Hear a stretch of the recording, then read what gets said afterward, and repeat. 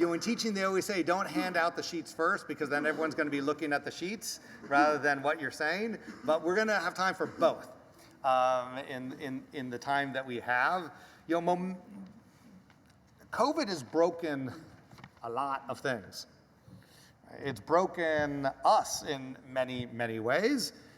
But I also spent a lot of time thinking about all of the momentum that COVID has broken in good and in bad ways. We're used to things. We do things, let's even say, ritually. And then COVID just stopped it all of a sudden, whatever that was, March 14th in 2020. Just everything seemed to stop. And then everything kept changing, and we used and then overused and kept using the word pivot, and how we came to shul changed, or whatever your house of worship was changed. And now again, as we're reemerging, we're changing and pivoting again. And so I've been doing a lot of thinking about building new momentum. Right? The way we used to do things has stopped, and so we're not trying to, I don't want any of us to say we are going to go back to what we were doing in 2019, because we have changed. The world has changed. We are 2+ years older, and so it's a real opportunity for not just incremental change, but something really different, and that means that we have to stop and think about it and make it intentional as to what do we want to do as we're rebuilding new momentum. And I thought that what we would talk about for a little bit this morning is what is the momentum in our Jewish life? Because one of the one of the flow that I used to hear about all the time is that I come to shul and I'm convinced that everyone else knows what we're doing except me. Sometimes that's me, it's actually me.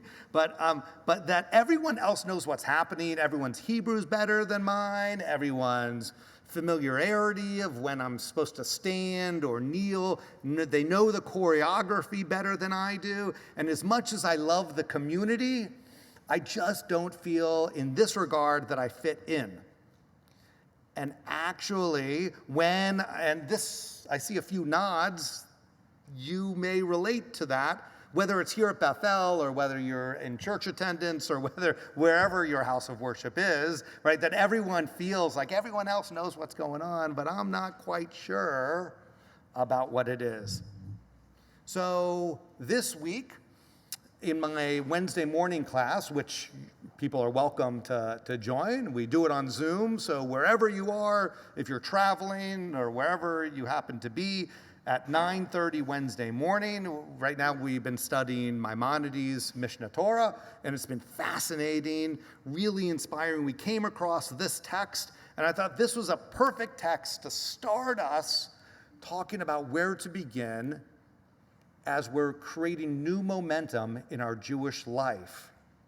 So, because building off, and now Maimonides is 12th century, he dies in around 1205,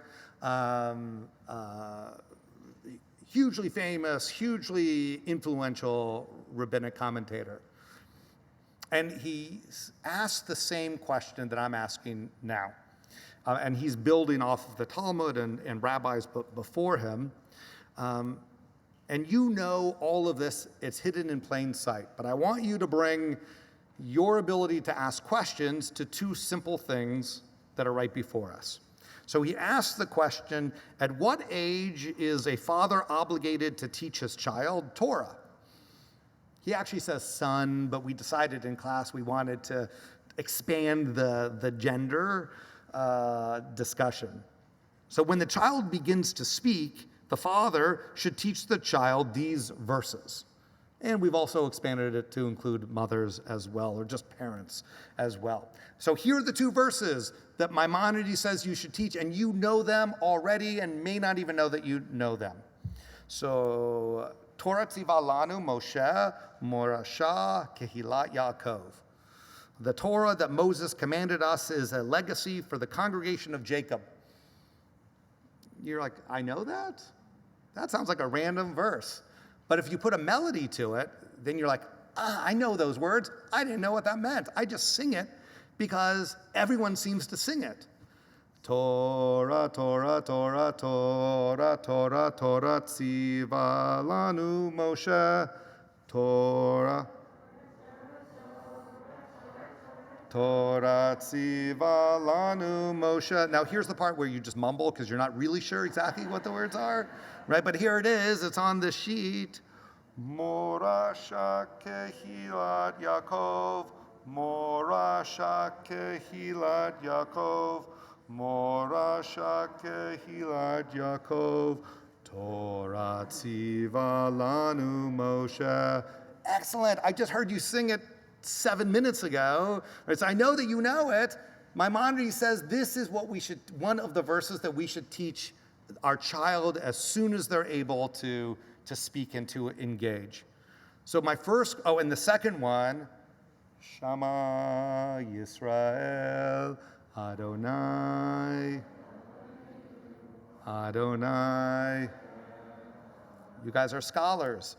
So, Hear, O Israel, the Lord our God, the Lord is one. I've heard you at least twice today say this. Once earlier in the service when we did the Shema, and then when we brought the Torah out as well, that Chloe led us in. Okay, so here's my question. Why these? What is unique about these verses that should inspire us from a very, very young age that these should be the very first thing? So, what this is going to require you to do is to look down at these verses and to think, why does Maimonides say this is what we should teach our children? And then why have we incorporated it into a service? So the Torah that Moses commanded us is a legacy. So what do you think? And this is where, as a teacher, I just can pause and wait for someone to raise their hand or jump out. So, Paul, never shy. Obviously, the seminal moment in the Jewish people is the giving of the Torah at Mount Sinai. We talk about that at the Seder, and this is the seminal moment to pass down the entrustment that God gave to the Jewish people of the Ten Commandments.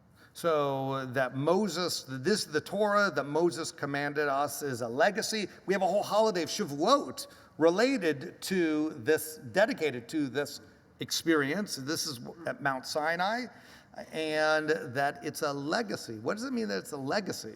That we've received a legacy. It's an inheritance, is another word. As a Yerusha, is like an inheritance. How is Judaism an inheritance, and why do we want to tell our kids that from a young age, that they are the inheritors? Sorry? It's a treasure. Was that Matt? So, masked and hidden. I still recognize you. It's a treasure. That Judaism is a treasure that they are receiving, that we are receiving, right? Every time we sing it, it's perfectly placed in the service. We lift the scroll. We're anxious that we don't drop the scroll, and we're singing the song, right, about that, not just today, that's Ellen, every day I'm nervous, every week I'm nervous, but we say, this is the legacy that we're inheriting, and we reaffirm that every week. So I may not understand exactly when to stand or sit or bow this way or that way, but I know that I am the inheritor of a precious legacy, of something that is amazing, and this statement acts as an invitation, or I want it to act as an invitation to explore your inheritance, to explore what this is. So that's great. That should give us a little bit of insight to look at this moment differently. The next time that we sing this word, Torah, Torah, Torah. Next time we sing that, see it as, what have I learned this week that I didn't know the previous week about Torah or about Judaism? What practice am I interested in? What can I Wikipedia to just learn a little bit more? And next time I sit here maybe I'm more on par with everyone else than I thought I was in asking these questions, to bring it with curiosity. Okay, so one is this idea of legacy and Yerusha, of inheritance. I also want to make sure that we add that idea of commandedness in there, because Judaism has expectations for our life. Let me be clear, right? I think we should keep kosher. I think we should pray more. I think we should be doing these things, right? And whether you feel commanded from Mount Sinai, from God, feel commanded because generations of Jews have done these practices, and those practices have defined us. And so therefore, the more practices that we do, we are drawn into that inheritance more. And the fewer things we do, just we're not drawn in to those practices, right? So this idea, or we're just commanded because that's what our people do. We're commanded by community, a sense of community. So those are three big things that come out of that first one. But then why the Shema? Why does Maimonides say that the Shema is so important that we should start learning it from a very young age? Hear, O Israel, the Lord our God, the Lord is one.